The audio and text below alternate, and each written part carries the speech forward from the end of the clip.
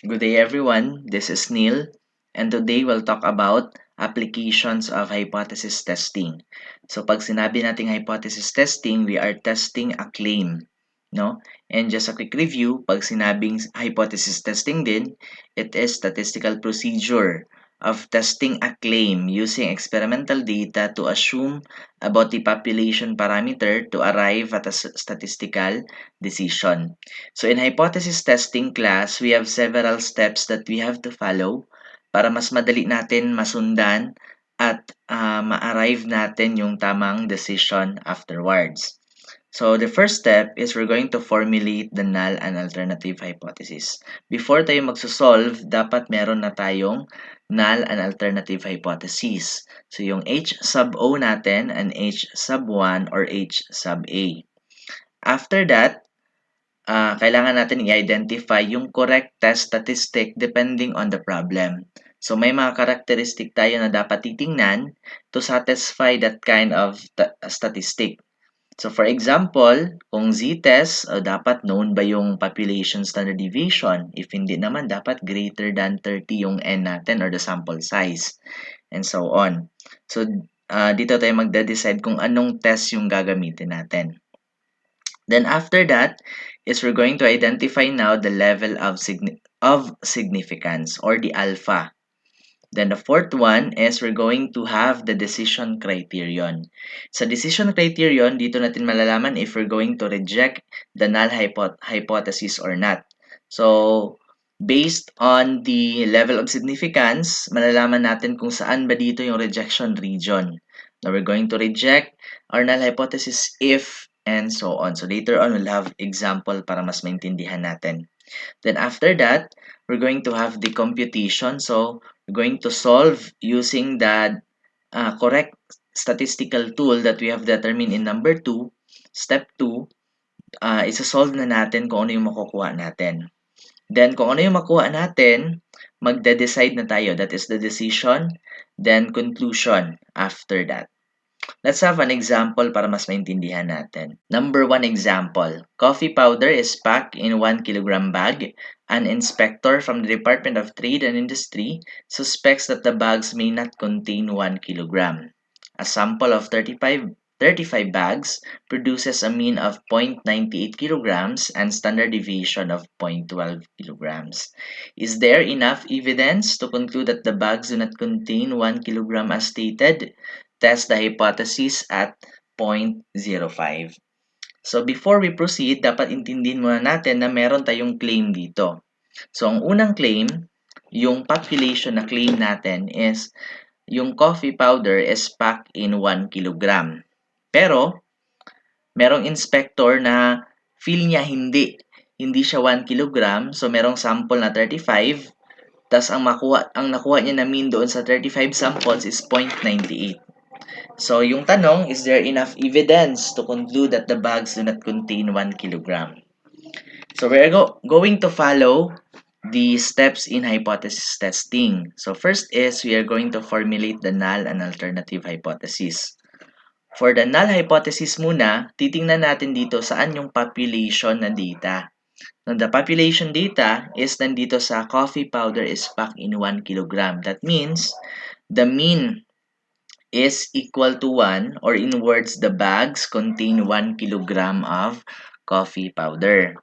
Then for our HA, wag kayong malilito sa HA. No, wag yung titingnan yung sample na mean. But instead, look at the question, no? Is there enough evidence to conclude that the bags do not contain 1 kilogram? So, hindi ba 1 kilogram yung nakapack na bag? So, yun yung titingnan natin. And take note, we're going to identify yung mga words that will tell us if that is greater than or less than or not equal. So, for this one, do not contain, that means that we're going to use not equal. So, H sub 1 natin, the mean is not equal to 1 or the bags do not contain 1 kilogram of coffee powder. Next, after formulating the null and alternative, we're going to determine now the correct test statistic. And para mas maintindihan natin ito, para makuha natin yung tamang sagot, babalikan natin yung past lesson natin to determine kung z-test ba or t-test muna. So we have this picture. So first question is the population standard deviation ito. Known. Nandyan ba sa problem natin si population standard deviation? So although we have standard deviation here, pero hindi yan siya para sa population. It came from the sample. So ibig sabihin, hindi yan ito. How about meron bang parang wala? So wala talaga. So walang population standard deviation. So no tayo. Is n greater than or equal to 30? Yung nakuha ba natin na n or yung sample size natin is greater than 30? Yes, kasi we have 35 here. That is our sample size. So yes tayo. It means that we're going to use the z-test. So for test statistic, that is use z-test. Number 3, level of significance. What is the level of significance stated in the problem? That is at alpha 0.05. So we're going to use alpha 0.05 level of significance. So take note, itong 5% level of significance or 0.05, it only means that we are allowing 0.05 margin of error. So it means we are 95% sure that we get the correct decision. Ayan. Next is the step number 4 or not yet. We're going to identify also in the level of significance if it is two-tailed or one-tailed. Para malaman kung two-tailed or one-tailed siya, titingnan natin yung alternative hypothesis. Ano bang symbol yung ginamit natin? So, not equal. So, pag sinabing not equal, it could go to the right, it could go to the left. So, kaya siya tinawag na two-tailed test. Pero kung greater than yan siya or less than, no, that is one-tailed lang kasi directional siya. Then next is the decision criterion. So to determine the decision criterion, recall that our level of significance is 0.05.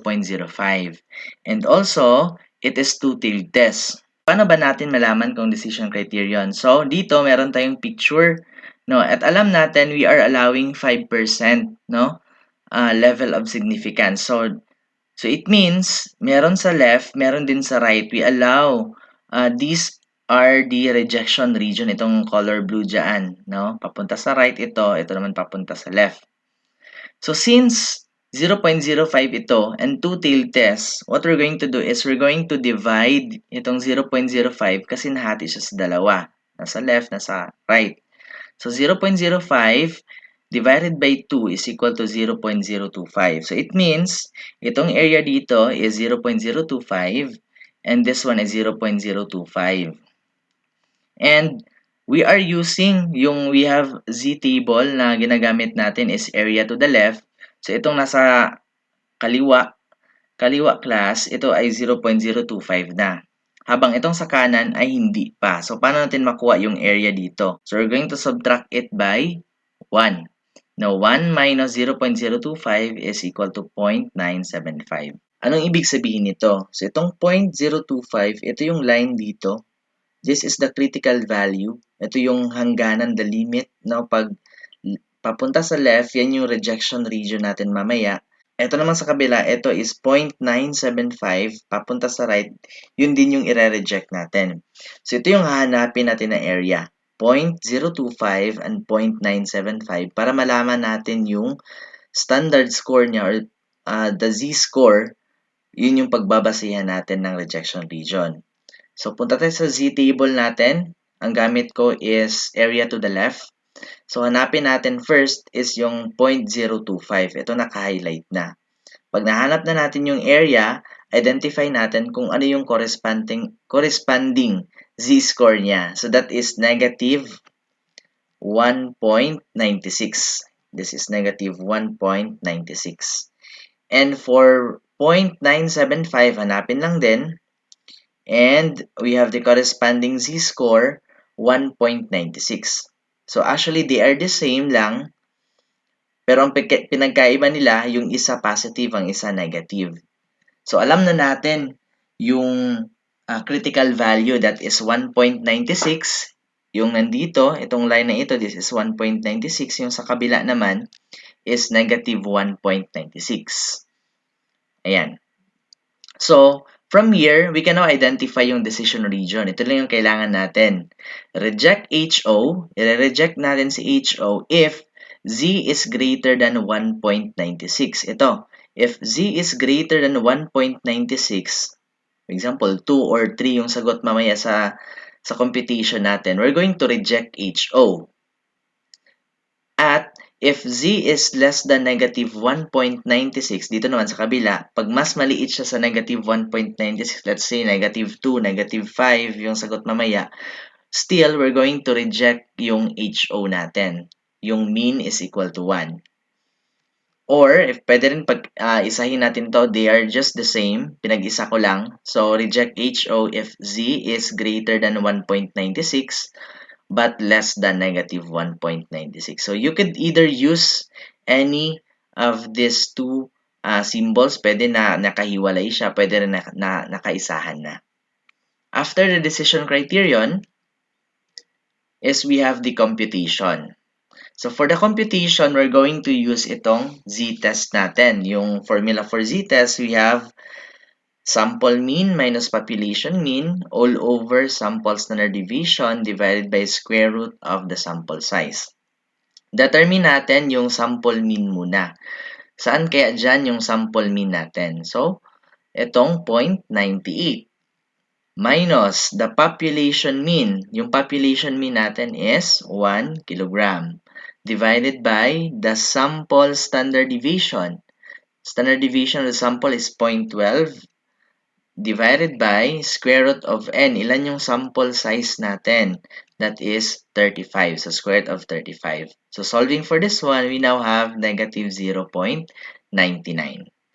Then, after the computation, let's now decide if we're going to reject our null hypothesis or not. So, para malaman natin kung reject ba or hindi, we will look back in our step number 4, yung decision criterion. Kukompare natin itong z na nakuha natin, negative 0.99. Okay, first, reject HO. Reject daw natin si HO if z is greater than 1.96. Itong negative 0.99 ba, mas malaki ba siya sa 1.96? Greater than ba siya? Hindi. So, ito ay hindi na-satisfy. How about this one? Is z less than negative 1.96? Mas maliit ba ang negative 0.99 kaysa kay negative 1.96? Hindi rin siya na-satisfy. Hindi rin. So, ibig sabihin, we will not reject yung HO natin.